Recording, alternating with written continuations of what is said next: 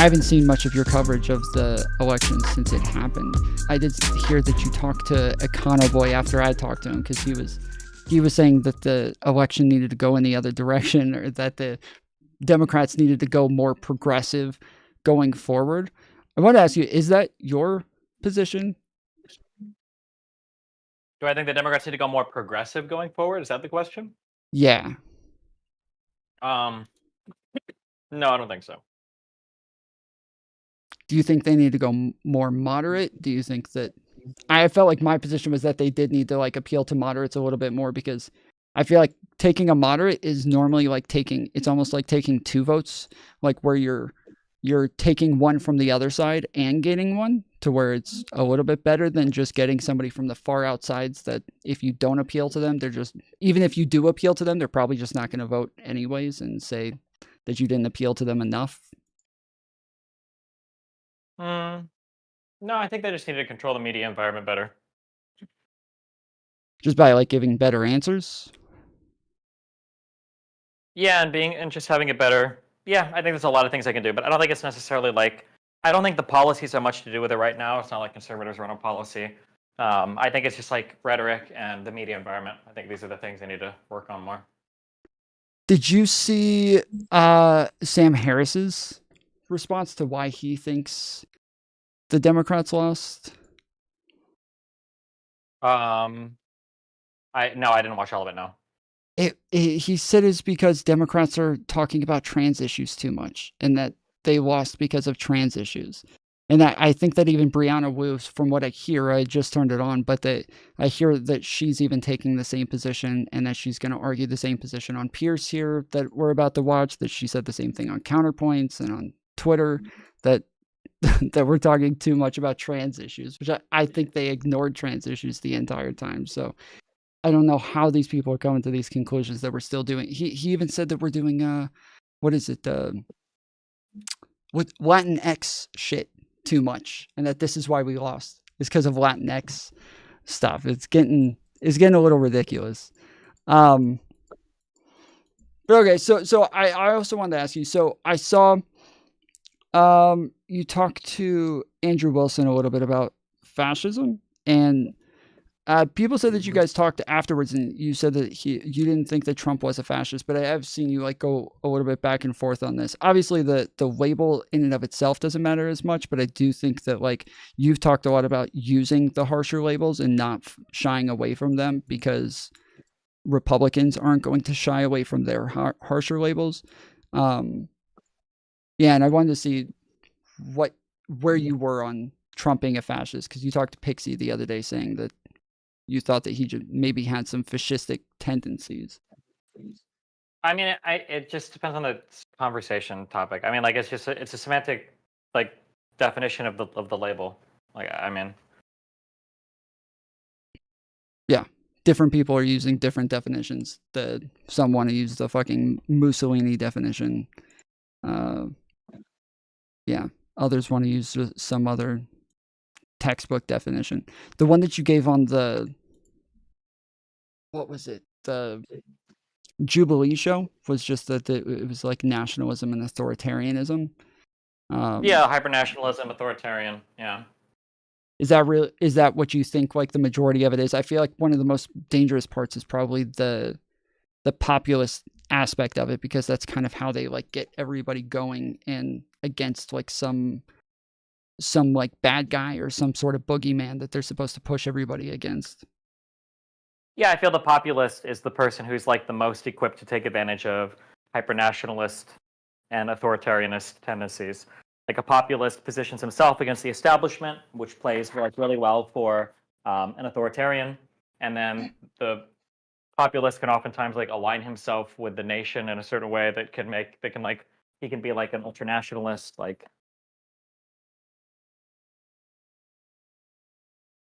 Yeah.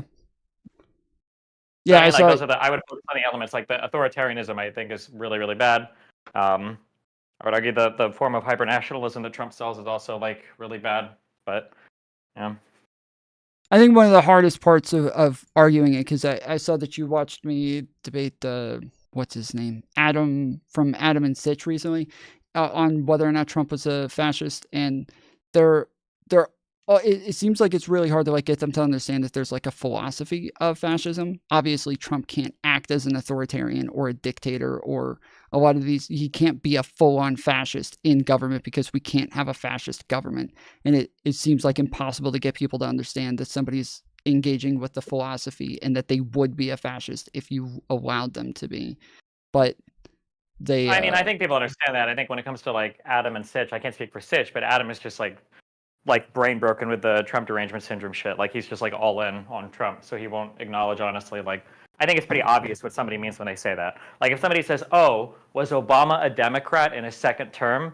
Like everybody would say, obviously Obama was a Democrat. But if you were to counter with, really, because the Congress blocked him from passing any legislation, so he wasn't able to enact his any Democratic plan, so that means he wasn't Democrat. Like that's just stupid. Like it's dumb. Yeah, true. And if you ask a Trumper if Kamala Harris is a Marxist or a socialist or a communist, they'd all say yes. Yet, obviously, the Yeah, government's heartbeat, not. Yeah. Okay. Um, the other thing is, I watched you debate like on whether or not Biden and Kamala were like did a good job on the border, and I've had this debate like a ton of times, and I didn't know if it almost seems like a lot of times you feel like they didn't do a great job, but you don't actually like want to like give them some sort of criticism on it. And from everything that I've seen, I feel like they did like an excellent job with the border, given what they were like faced with. I mean, Did yeah, they you? did what they could, and they had a piece of legislation they wanted to pass, but Republicans, because immigration like isn't really that big of an issue. Like you don't, there's not like gangs and waves of violent criminals coming into the country. There's not like mass unemployment because of it. Like none of these issues are real. They're just like fabricated by conservatives. Conservatives had no issue tanking the bill because it wasn't a real problem, so we didn't need a real solution, and then they can continue to like finger wave at it, and yeah. So, I mean, what are you gonna do? Well, I mean, not only is there not massive unemployment, but we do have labor shortages. Like we have one of the longest labor shortages that we've had, I think, in my lifetime. And I do think that like immigration is one of the best resources that we have for this. Like millennials aren't replacing the workforce, and boomers are dying or not dying. They're retiring at a high rate. And so I do think that like immigration is a great tool to kind of replace a lot of those resources. But I think somebody asked you in the past if you agreed with allowing more immigration for to get more workers, and you said that you didn't generally like that thought process. Why would I say that? I don't know. That's why I was asking, actually, because yeah, that's one of my like bigger arguments as to why it is a good thing that there's more people coming over right now. Yeah, that would probably be one of my. That is one of my big arguments. I don't know why I would say that. Maybe it was in the context of like I don't know if it's a permanent solution for taking care of an aging demographic because these people are going to get old as well. So maybe it was in response to that, or maybe this is a really old debate. But yeah, I think immigration for like buffing your labor market, I think in the United States at least, is really good. We can integrate immigrants into our economy really fucking well. So why wouldn't we continue to do so?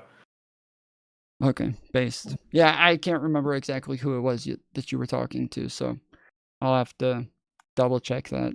And then the last one and the main thing, I think one of the things I'm most worried about, like going forward, and I think one of the things that most people seem to be asking when they're jumping on is a question for me, and I don't know where we're going here, but I do feel like I feel like everybody that I see, one of their biggest complaints is that they feel like Democrats have to be more populist going forward. Is this something you think is going to happen? Hopefully not, but um, I don't think so. They just need to control the media environment better. We need to ditch the tankies and the progressive losers online. Stop playing defense all the time against conservatives, and not be as afraid to call out MAGA when they lie about everything. The media got so like scared of their own shadow about like Trump derangement syndrome and being called biased and everything that they allowed MAGA to basically just lie with impunity forever. And there's like no standards for conservative behavior in media, and they need to be held to account. I think media should hold them accountable instead of like playing like so many favorites in Trump's favor, I think. Well, yeah, I mean, maybe I'm blind. I don't think CNN barely talked about the I think they barely talked about Trump's charges and shit. Like, everybody should have been raining those Fulton County charges in Georgia from the fucking roofs. Like, that should have been all over the place. Every single question that anybody ever asked Kamala should have been starting off with, like, something about Trump's charges in Fulton County and the racketeering charges, and the fact that 4 of his lawyers have already been convicted and like agreed to testify against him. And like, they never mention these things. And even when I talked to Econo Boy about this, and I said, I think this is one of the mistakes, they should have mentioned this a lot more. He said that, oh yeah, but everybody got mad at her when she did, and so they had to stop. It's like, well, isn't that the problem, that they're being inconsistent on this and the media is never talking about it? So when somebody does talk about it, they sound like a fucking crazy person. Yeah, they need to find ways to control the media environment better. Yeah, I mean, I agree. Are they trying too hard to be fair, though? Or what is it? Do you think that the media doesn't, are they buying the narrative that these are just kind of trumped up and that the Democrats are just being mean and like politically, like targeting him? Or No, I think they're just afraid of that Trump derangement syndrome label. So they're trying like really, really hard to be as fair as possible, and it's coming at an integrity cost. It's just not acceptable. do you think that not having like some sort of primary or something, Wick is going off about the fact that the primaries are the main reason he thinks people didn't want to vote for the Democrats? Nah, I think it was inflation. Every single incumbent government around the world lost seats. I think it's pretty obvious that it was probably just inflation. As boring as that is, that seems to be like the driving economic war around the world. Yeah.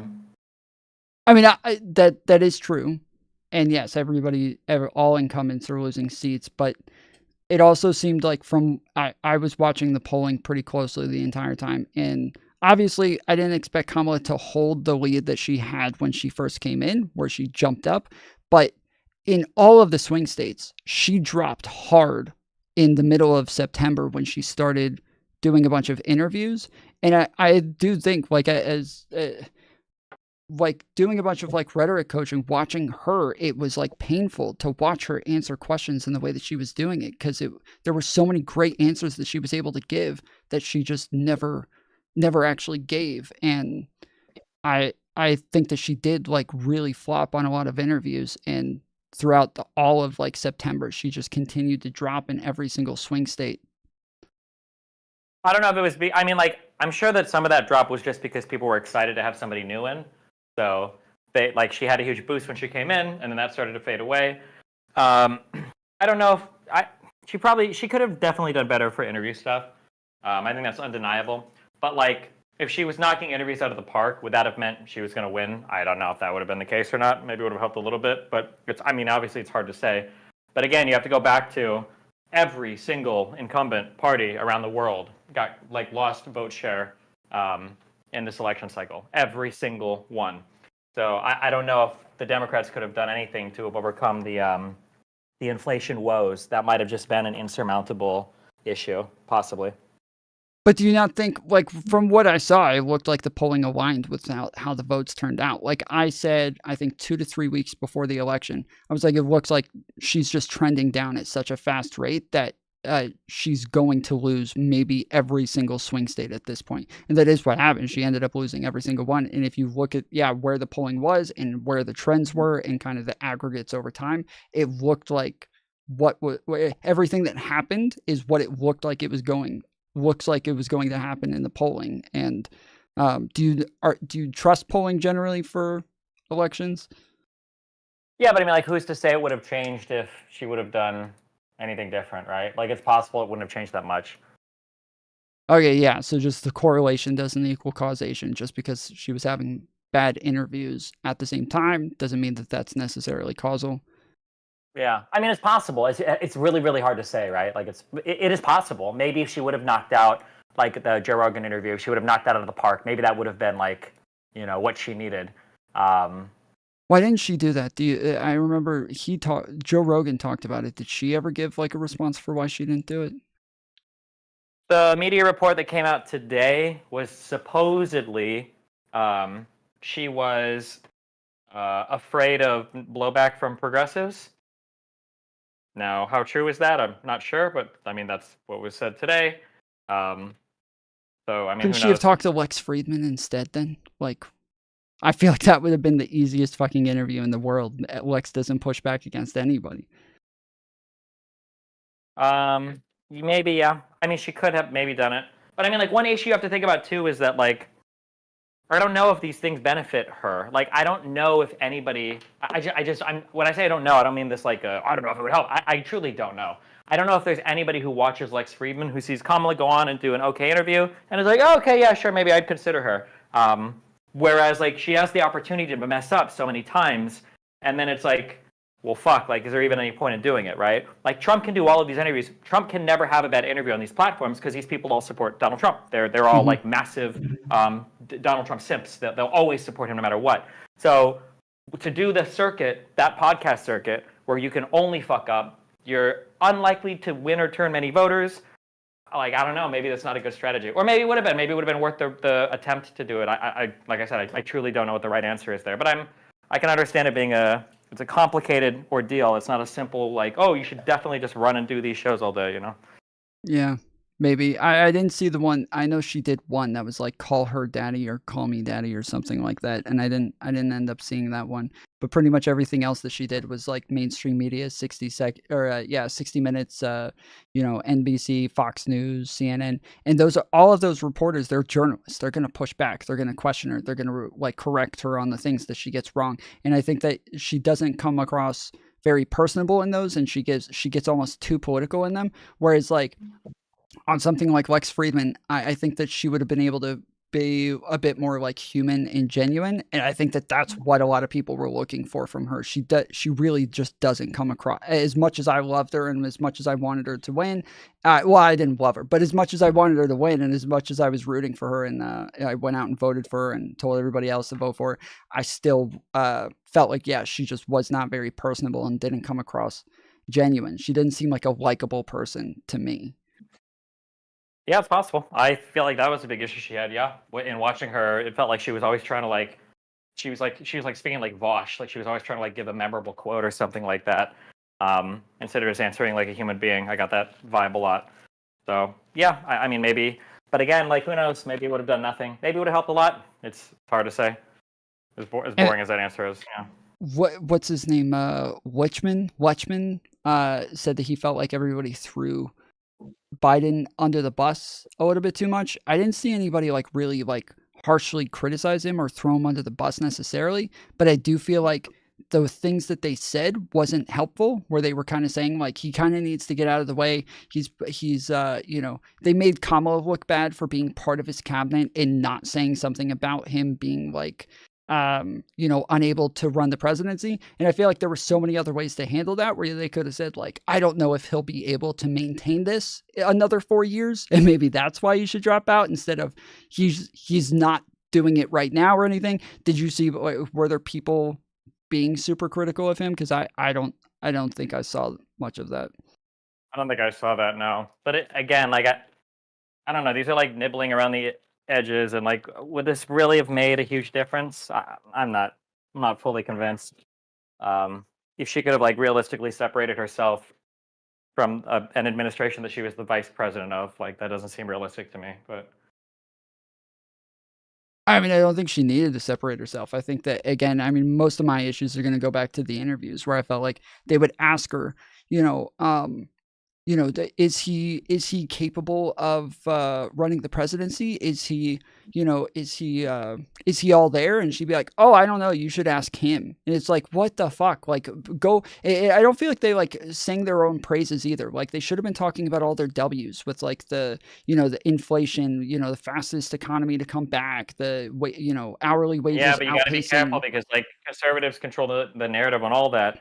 So there is always this fine line you have to walk as a Republic or the Democrat, where you can't say that like, oh, we've passed these bills and they're doing good, because people are going to say, well, we don't feel like that. The cumulative year-over-year inflation or the cumulative inflation is still being felt. So now it sounds like you're out of touch.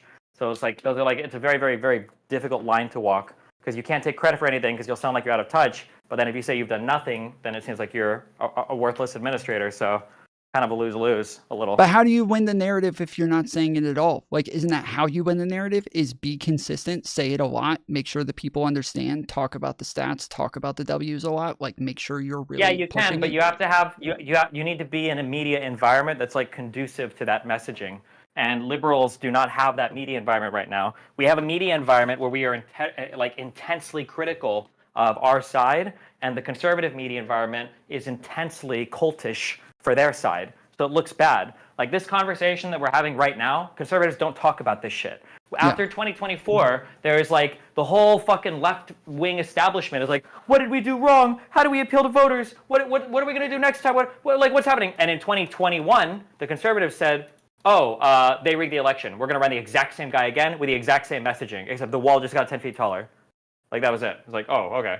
So, like, the idea that, like, we need to seriously stop and think and do some super big reflection, like, I don't agree with that. I think the big reflection needs to come around changing the shape of the media environment. Yeah, I guess like mainstream media actually is dying off. Like their numbers are dropping hardcore. What happens if legacy media is gone? Like all we do, Tim Pool, even the biggest like YouTubers and independent media people, all we do is like comment on what actual journalists are going out there and getting us and giving us the information, so we can all sit around giving our opinions on it. Like, what happens if they actually lose all of their fucking money and like their ability to report? Like, is there an AP calling the race anymore? Like, what is it? Is it going to be Tim Pool tracking the election? I don't know. Good question. I guess we'll find out what happens. It's not the best state of affairs, though. I agree. It's a little frustrating, obviously, that everybody in independent media has this like great incentive to keep trashing legacy media and talking about the fact that they're dying and the fact that they're useless and nobody watches them anymore. When I just feel like somebody's got to get out here and start like actually singing their praises and talking about how good they are and how beneficial they are. Because if they actually do die off and keep falling at the same rate that they are right now, like we're not gonna have fucking jobs pretty soon. Like this is strange. Yep, alternative media sucks shit. But I mean, yeah, what are you gonna do? Okay. All right. Well, I think. Oh wait, did somebody? Oh, yeah. I think that's it. I don't know. Somebody said that they wanted to ask you some questions. Are you up for that? Yeah, sure. Okay. Let me pull them on just a second.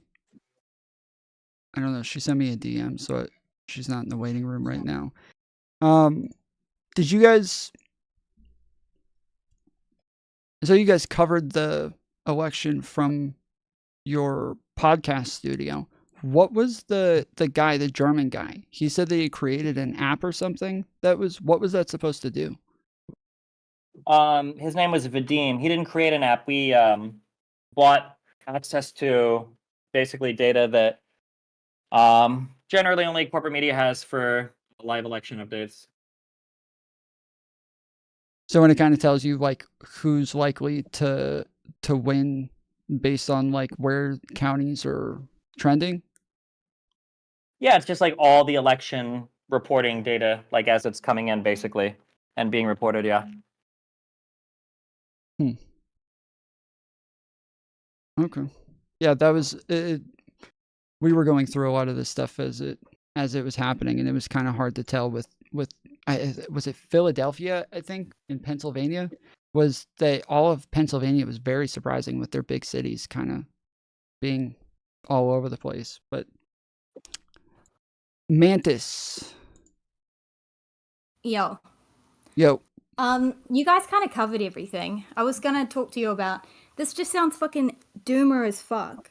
Where I'm now watching a bunch of liberal democratic people on their panels, all talking about like all self-reflecting and doing this cringe fucking like, oh my god, we've got to like appeal to the progressives and the populists, and then oh no, we've got to they're just doing this stuff, and then you're coming on and saying like, oh no, we've just got to create a whole new media environment.